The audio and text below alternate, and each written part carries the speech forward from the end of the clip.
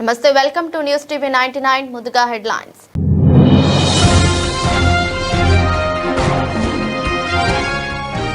ప్రధాని మోదీకి Trump phone, పశ్చిమాసియా పరిస్థితులపై చర్చ.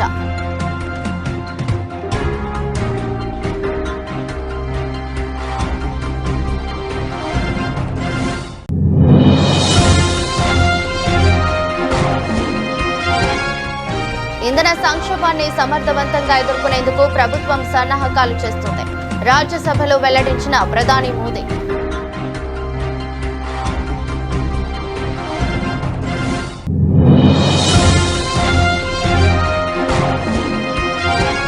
నిన్న 7,500కు పైగా గృహ వాణిజ్య BNG కనెక్షన్లు పంపిణీ చేపట్టాయి.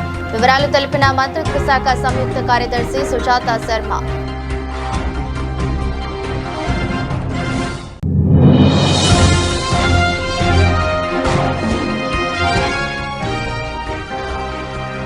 లొంగిపోయిన మావోయిస్టు అగ్రనేత పాపారావు, ఒడిశాలో మరో నేత సరెండర్.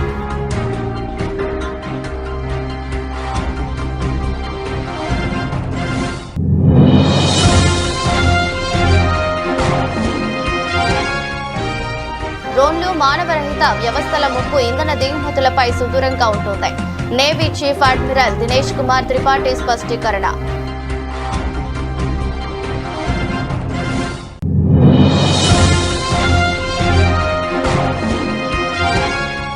జల్ జీవన్ మిషన్ 2.0పై కేంద్రంతో ఏపీ ప్రభుత్వం MOU.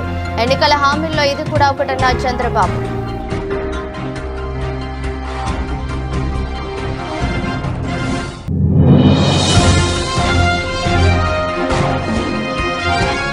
ఇరవై 26వ అఖిల భారత పోలీసు లాన్ టెన్నిస్ ఛాంపియన్షిప్ ను ప్రారంభించిన బండి సంజయ్. క్రీడలు మునుపెన్నడూ లేని విధంగా బలోపేతం చేయబడుతున్నాయన్న కేంద్ర మంత్రి.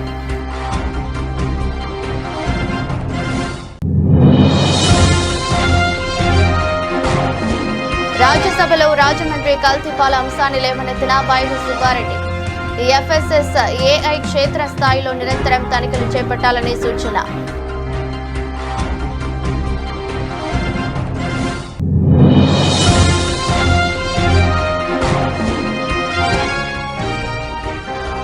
కాంగ్రెస్ పార్టీకి జీవన్ రెడ్డి రాజీనామా. జగిత్యాల్లో ముఖ్య కార్యకర్తల సమావేశంలో తన రాజీనామా ప్రకటించిన మాజీ మంత్రి.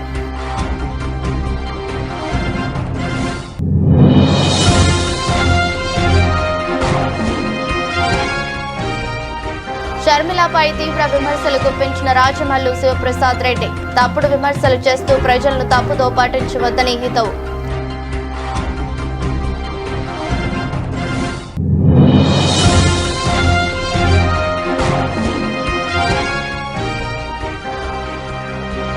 మరికొన్ని రోజుల్లో IPL 2026 రూల్స్ కట్టుదిట్టం చేసిన BCCI.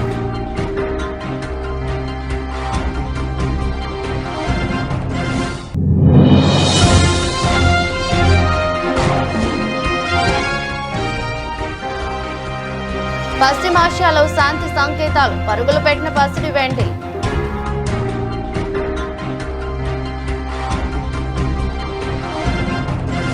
ప్రధాని నరేంద్ర మోదీ అమెరికా అధ్యక్షుడు డొనాల్డ్ ట్రంప్ ఫోన్లో సంభాషించారు. పశ్చిమాసియాలో కొనసాగుతున్న తీవ్ర ఉద్రిక్తత పరిస్థితులు, వ్యూహాత్మకంగా కీలకమైన హార్ముజ్ జలసంధిని తెరిచి ఉండాల్సిన ఆవశ్యకతపై ఇరువురు నేతలు ప్రధానంగా చర్చించుకున్నారు. ఈ విషయాన్ని భారత్లో అమెరికా రాయబారి సెర్గియో గోర్ ధృవీకరించారు. Iran supreme leader Ayatollah Ali Khamenei మృతికి దారితీసిన ఫిబ్రవరి 28 దాడుల తర్వాత పశ్చిమాసియాలో సంక్షోభం తీవ్రమైంది. అమెరికా, ఇజ్రాయెల్ జరిపిన ఈ దాడులకు ప్రతిగా ఇరాన్ ఆయా దేశాల స్థావరాలపై డ్రోన్లు, క్షిపణులతో దాడులు చేస్తోంది.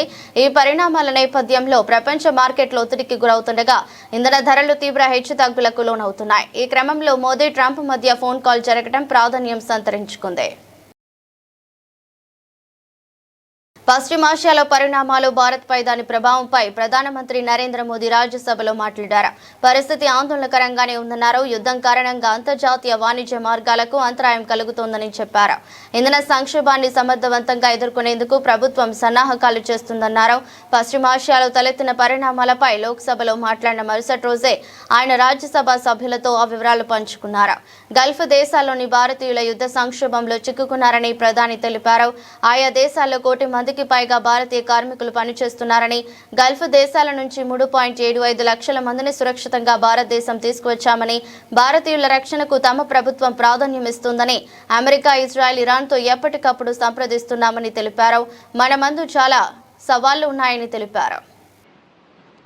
आने वाले समय में ये संकट हमारे देश की बड़ी परीक्षा लेने वाला है और इस परीक्षा में सफलता के लिए राज्यों का सहयोग बहुत आवश्यक है। इसलिए इस सदन के माध्यम से मैं देश के सभी राज्यों की सरकारों से भी कुछ आग्रह करना चाहता हूं। संकट के समय गरीबों पर, श्रमिकों पर, प्रवासी साथियों पर बहुत बुरा असर पड़ता है। इसलिए पीएम गरीब कल्याण अन्न योजना का लाभ समय पर मिलता रहे, ये सुनिश्चित करना होगा। जहां प्रवासी श्रमिक साथी काम करते हैं, उनकी परेशानियों को दूर करने के लिए प्रोएक्टिव कदम उठाए जाएं। ऐसी स्थितियों पर नजर रखने के लिए राज्य सरकारें विशेष व्यवस्थाएं करें तो इससे काफी सुविधा होगी। राज्य सरकारों को एक और चुनौती पर भी बहुत अधिक ध्यान देना होगा। ऐसे समय में कालाबाजारी करने वाले, जमाखोरी करने वाले बहुत एक्टिव हो जाते हैं। जहां से भी ऐसी शिकायतें आती हैं, वहां त्वरित कार्रवाई होनी चाहिए। जरूरी चीजों की सप्लाई निर्बाध चलती रहे, ये सुनिश्चित करना हर राज्य की प्राथमिकता होनी चाहिए। आदरणीय सभापति जी, मैं सभी राज्य सरकारों से एक अनुरोध और करना चाहता हूं। संकट चाहे कितना भी बड़ा हो, भारत की तेज ग्रोथ बनाए रखना हम सभी का दायित्व है। हमें इसके लिए हर जरूरी कदम, हर जरूरी रिफॉर्म्स तेजी से करते रहने होंगे। ये राज्य सरकारों के पास बहुत बड़ा अवसर भी है। ये टीम इंडिया की भी बहुत बड़ी परीक्षा है। कोरोना के महासंकट में केंद्र और राज्यों ने टीम इंडिया बनकर कोविड मैनेजमेंट का एक बेहतरीन मॉडल सामने रखा था। अलग अलग पॉलिटिकल पार्टीज की सरकारें होने के बावजूद टेस्टिंग, वैक्सीनेशन से लेकर जरूरी चीजों की आपूर्ति टीम इंडिया के प्रयासों से ही सुनिश्चित हो पाई थी। हमें उसी भावना के साथ आगे भी काम करना है। सभी राज्य सरकारों और केंद्र सरकार के प्रयासों से देश इस गंभीर वैश्विक संकट का प्रभावी रूप से सामना कर पाएगा। आदरणीय सभापति जी, ये संकट अलग प्रकार का है और इसके समाधान भी अलग प्रकार से ही तय किए जा रहे हैं। हमें धीरज के साथ, संयम के साथ, शांत मन से हर चुनौती का मुकाबला करना है। నిన్న 7,500కు పైగా గృహ వాణిజ్య పీఎన్జీ కనెక్షన్లు పంపిణీ చేయబడ్డాయని పెట్రోలియం మరియు సహజ వాయువుల మంత్రిత్వ శాఖ సంయుక్త కార్యదర్శి సుజాత శర్మ తెలిపారు. ఈ సందర్భంగా మాట్లాడుతూ వదంతులు, భయాందోళనలతో కొనుగోళ్ల పట్ల జాగ్రత్త వహించాలని విజ్ఞప్తి చేశారు. 11 లక్షలకు పైగా వలస కార్మికులు ఎల్పీజీ కనెక్షన్లు పొందారని, 18,700 టన్నులకు పైగా వాణిజ్య ఎల్పీజీని తరలించినట్లు చెప్పారు. LPG, the supply of LPG is affected due to prevailing geopolitical situation, but lot of cargoes have been lined up and no dry out has been reported at the LPG distributorships also. Although yesterday also we observed some panic booking, but the deliveries were normal. Commercial LPG के अंदर 21 तारीख को भारत सरकार ने order issue करते हुए commercial LPG का allocation लगभग 50% तक बढ़ा दिया है। 50% ऑफ द रिक्वायरमेंट तक बढ़ाया और इसी क्रम में जो ऑर्डर इशू किया गया उसमें restaurants, dhaba, hotel, industrial canteens, food processing industry, dairy, subsidised canteen और outlets run by the state government और local bodies for food, community kitchens और माइग्रेंट लेबर को प्रायोरिटी देने की बात की गई। इसी संबंध में मैं आपको बताना चाहूँगी कि उज्ज्वला स्कीम के तहत लगभग 11 लाख माइग्रेंट लेबर और माइग्रेंट कनेक्शन ले चुके हैं और पिछले कुछ महीनों में लगभग 73,000 माइग्रेंट कनेक्शंस को दिए गए हैं। और yesterday also more than 20,000 5 kg cylinders have been given। ये सभी कमर्शियल सप्लाई स्टेट गवर्नमेंट के पास है और स्टेट गवर्नमेंट के साथ हमारी ऑयल मार्केटिंग कंपनीज कोऑर्डिनेट कर रही हैं ताकि कमर्शियल एलपीजी को सभी संबंधित लोगों को एज पर द प्रायोरिटी दिया जा सके। 24 स्टेट्स और यूनियन टेरिटरी ने कमर्शियल एलपीजी के लिए एलोकेशन ऑर्डर्स जारी किए हैं। बाकी जगह पर ऑयल मार्केटिंग कंपनीज दे रही हैं। लगभग 18,700 टन कमर्शियल एलपीजी कल तक लिफ्ट हो चुकी है। केरोसिन के संबंध में भी लगभग 15 स्टेट्स और union territories have already issued allocation order and some have already started. Maoist అగ్రనేత పాపారావు అలియాస్ సున్నం చంద్రయ్య లొంగిపోయారు. తన అనుచరులతో కలిసి ఆయన బీజాపూర్ ఎస్పీ ఎదుట సరెండర్ అయ్యారు. ఆయనతో పాటు లొంగిపోయిన 17 మందిలో 10 మంది పురుషులు, 8 మంది మహిళా మావోయిస్టులు ఉన్నారు. వీరి నుంచి పోలీసులు భారీగా ఆదాయాలు స్వాధీనం చేసుకున్నారు. మరో కీలక నేత సుక్రు సైతం ఒడిశాలో లొంగిపోయారు. విషయమై ఉన్నతాధికారులు వివరాలను మీడియాకు తెలిపారు. The topmost Maoist operating in the state for last several months. We had conducted very good operations in the past involving SOG, DBF, CRPF and BSF. We had also intensified our intelligence gathering network. So SP Kandhamal, under the leadership of SP Kandhamal, our teams, they conducted extensive operations wherever Sukru was hiding in Kandhamal jungles. And also our state government has formulated a very attractive surrender and rehabilitation package. So based on both operational pressure as well as the attractive surrender policy, Sukru along with 4 of his Maoist cadres, they have come to police to surrender. So it is numbered now, sir. Numbered. Now our estimate is the number of Maoists in Kandhamal district are in single digit, and in the coming days we have 1 more week left, and we will intensify our operation involving all our forces like SOG, TVF, CRPF and BSF. Also we will strengthen our intelligence mechanism so that we achieve the target. At the same time, I will also appeal to the remaining Maoists to shun violence and join the mainstream. What are the weapons they have been surrendered? They have surrendered 5 weapons, including 1 AK-47. Say, what is the reward, sir?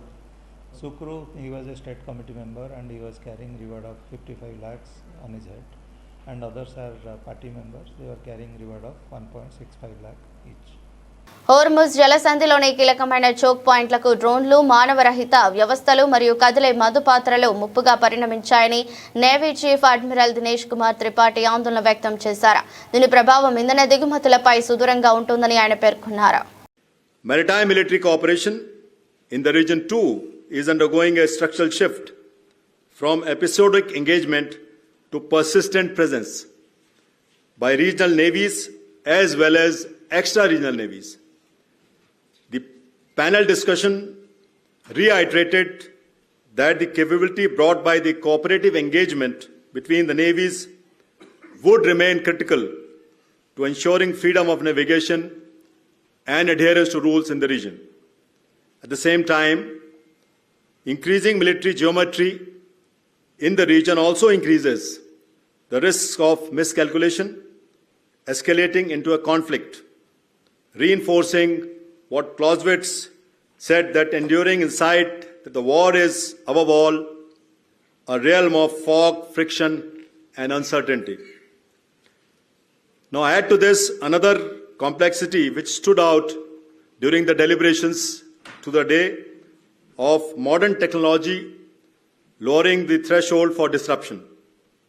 Drones, uncrewed systems and maneuvering mines etc., now threaten critical choke points such as the Straits of Hormuz, even without ఆంధ్రప్రదేశ్లోని గ్రామీణ ప్రాంతాల్లో ప్రతి ఇంటికి సురక్షితమైన తాగునీరు అందించే బృహత్తర లక్ష్యంతో రాష్ట్ర ప్రభుత్వం కీలక ముందడుగు వేస్తుంది. కేంద్ర ప్రభుత్వం చేపట్టిన జల్ జీవన్ మిషన్ 2.0 అమలు కోసం అవగాహన ఒప్పందం కుదుర్చుకుంది.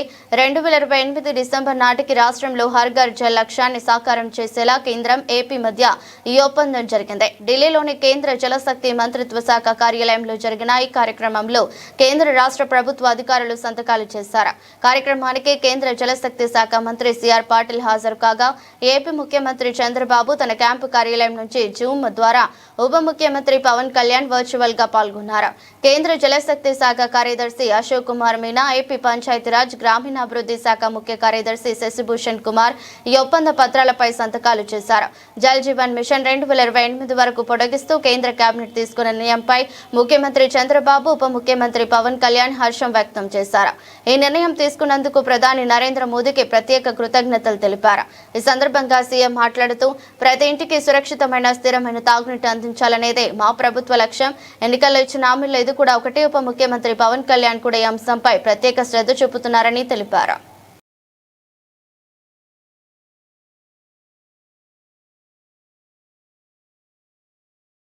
న్యూఢిల్లీలోని ఆర్కే ఖన్నా స్టేడియంలో 26వ అఖిల భారత పోలీసు లాన్ టెన్నిస్ ఛాంపియన్షిప్ ను కేంద్ర మంత్రి బండి సంజయ్ ప్రారంభించారు.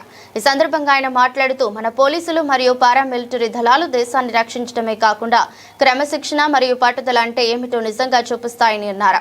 ప్రతి అధికారికి అవసరమైన పదునైన ఏకాగ్రత, శీఘ్ర నిర్ణయాలు, దృఢమైన మానసిక సమతుల్యత మరియు వ్యూహాత్మక ఆలోచన వంటి మనస్తత్వాన్ని లాన్ టెన్నిస్ పెంపొందిస్తుందని తెలిపారు.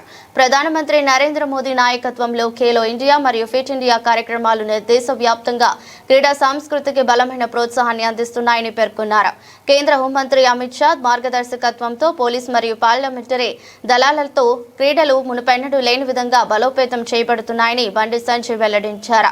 ఈ ఛాంపియన్షిప్ ను నిర్వహించి సరిహద్దుల్లోనూ క్షేత్రస్థాయిలోనూ ఒక ఆదర్శాన్ని నెలకొల్పిన మన ఐటీబీపీ హిమవీరులకు డీజీ శత్రుజిత్ కపూర్ కి అభినందనలు తెలిపారు. ఇదే నూతన భారతదేశ స్ఫూర్తి అని అభివర్ణించారు. देश भर से आए सभी खिलाड़ियों से मैं कहना चाहूंगा कि यह कंपटीशन केवल जीत और हार तक सीमित नहीं है. यह अपने स्किल को निखारने, नई ऊर्जा प्राप्त करने और राष्ट्रीय एकता एवं सहयोग की भावना को सशक्त बनाने का अवसर भी है.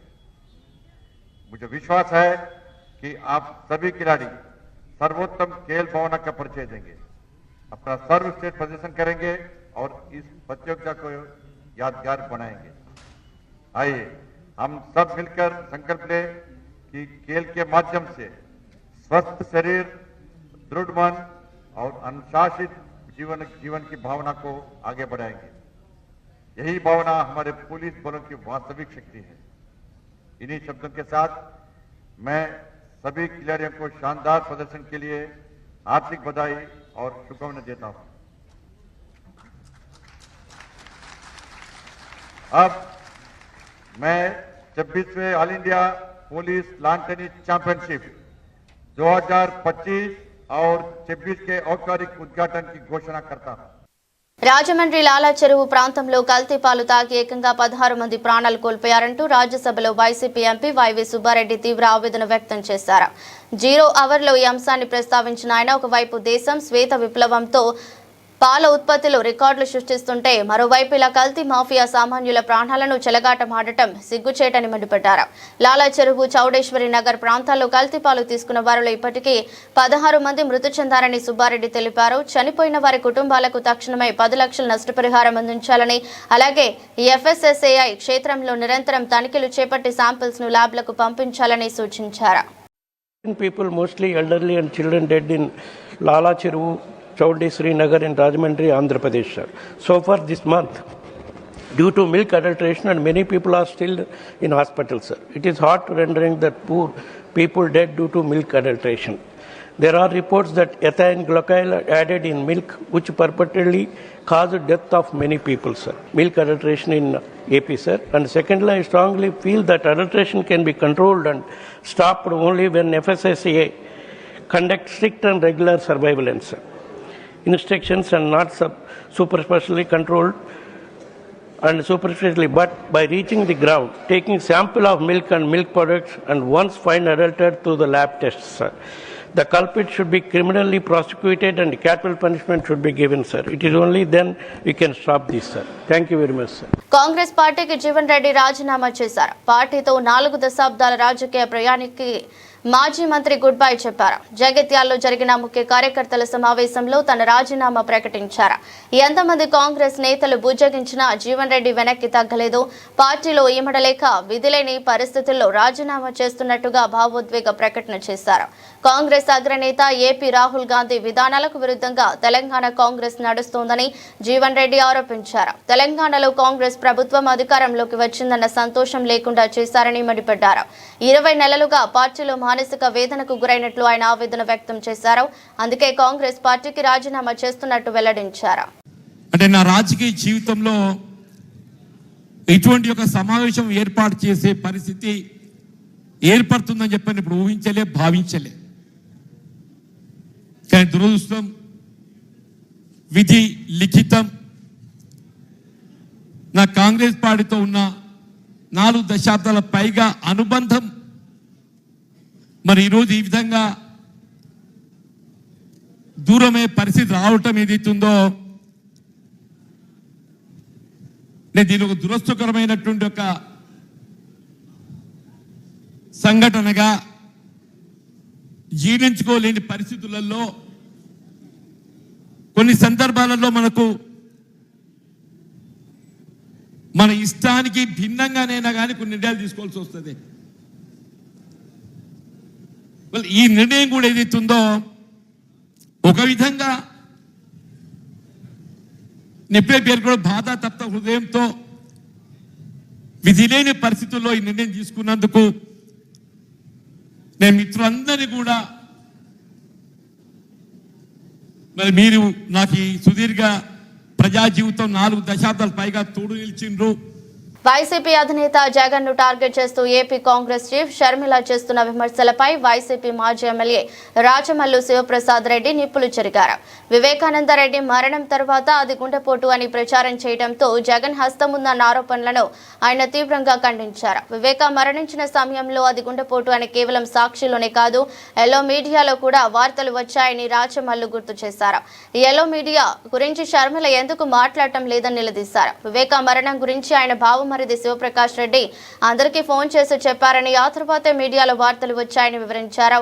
సంస్కారం, కుటుంబ గౌరవం కోసమే జగన్ ఇప్పటికీ అంశాలపై మౌనంగా ఉన్నారని, అది ఆయన చేతకానితనం కాదని రాచమల్లు పేర్కొన్నారు.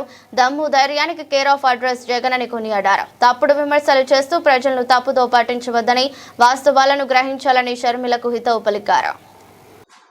మరి తండ్రి ఆస్తుల ద్వారా స్వార్జితం, తను వ్యాపారాలు చేసి కష్టపడి సంపాదించుకున్న తన ఆస్తిని తను అనుభవిస్తూ ఉన్నాడు.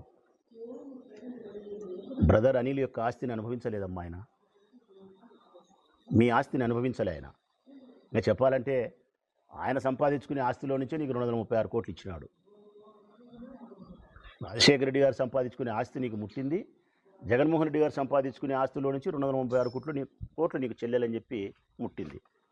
ఆయన్ని పట్టుకొని పరాయి ఆస్తిని ఆయన అనుభవిస్తానని చెప్పి మాట్లాడి మళ్ళీ ఆయన వ్యక్తిత్వం మీద దాడి చేయడమే కారణం.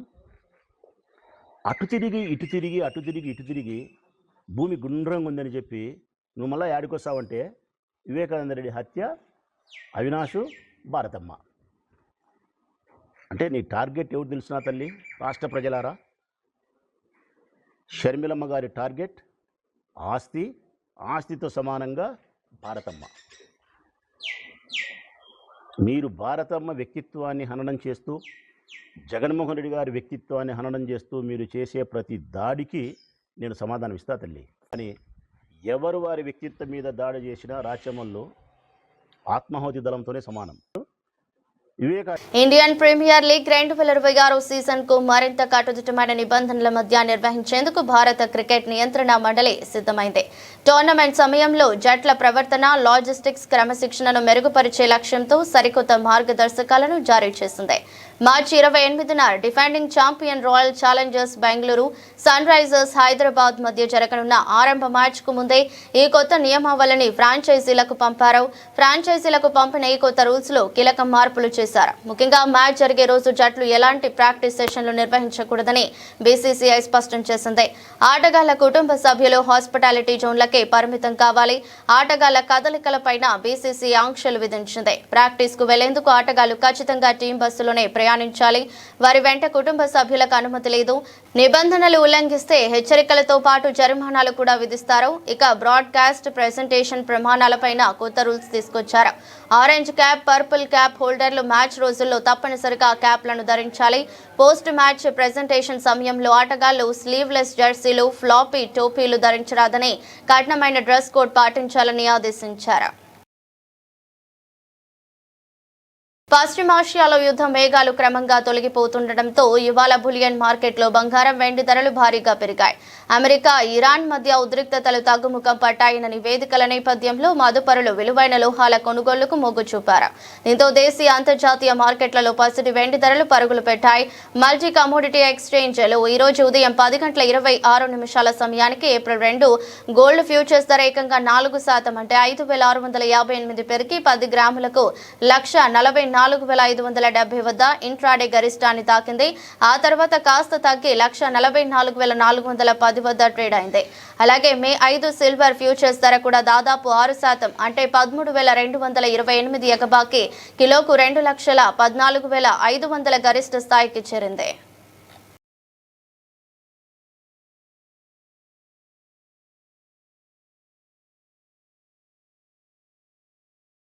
వార్తలు ముగించే ముందు మరోసారి హెడ్లైన్స్.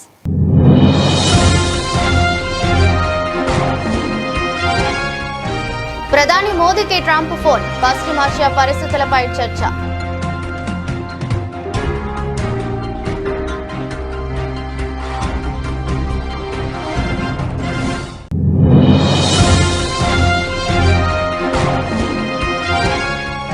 ఇంధన సంక్షోభాన్ని సమర్థవంతంగా ఎదుర్కొనేందుకు ప్రభుత్వం సన్నాహకాలు చేస్తుంది. రాజ్యసభలో వెల్లడించిన ప్రధాని మోదీ.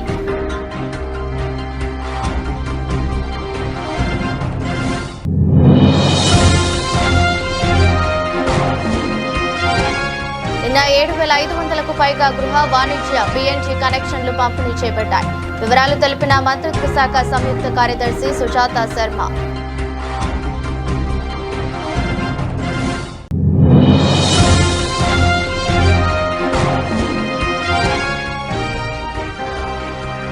లొంగిపోయిన మావోయిస్టు అగ్రనేత పాపారావు, ఒడిశాలో మరో నేత సరెండర్.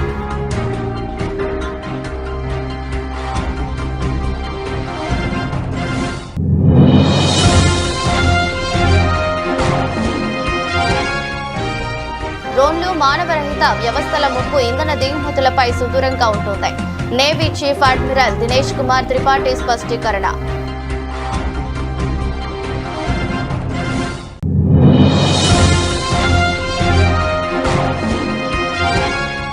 జల్ జీవన్ మిషన్ 2.0పై కేంద్రంతో ఏపీ ప్రభుత్వం ఎంఓయూ. ఎన్నికల హామీల్లో ఇది కూడా ఒకటన్న చంద్రబాబు.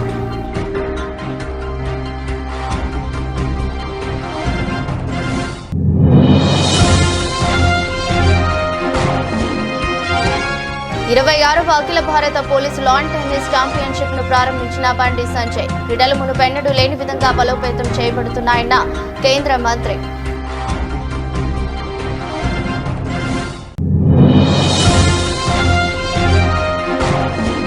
రాజ్యసభలో రాజమండ్రి కల్తీపాల అంశాన్ని లేవనెత్తిన వైవి సుబ్బారెడ్డి. ఎఫ్ఎస్ఎస్ ఏఐ క్షేత్ర స్థాయిలో నిరంతరం తనిఖీలు చేపట్టాలని సూచన.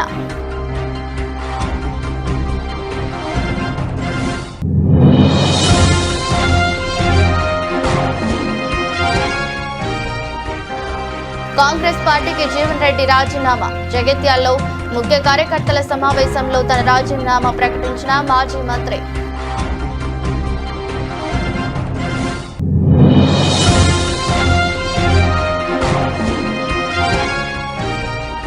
షర్మిలపై తీవ్ర విమర్శలు గుప్పించిన రాజమల్లు శివప్రసాద్ రెడ్డి. తప్పుడు విమర్శలు చేస్తూ ప్రజలను తప్పుదో పట్టించవద్దని హితవు.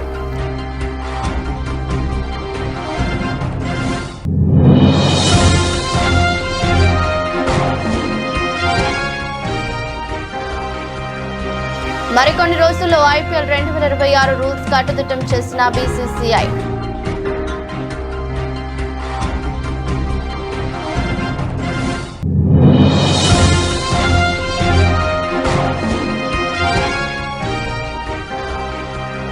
పశ్చిమాసియాలో శాంతి సంకేతాలు, పరుగులు పెట్టిన పసిడి వెండి.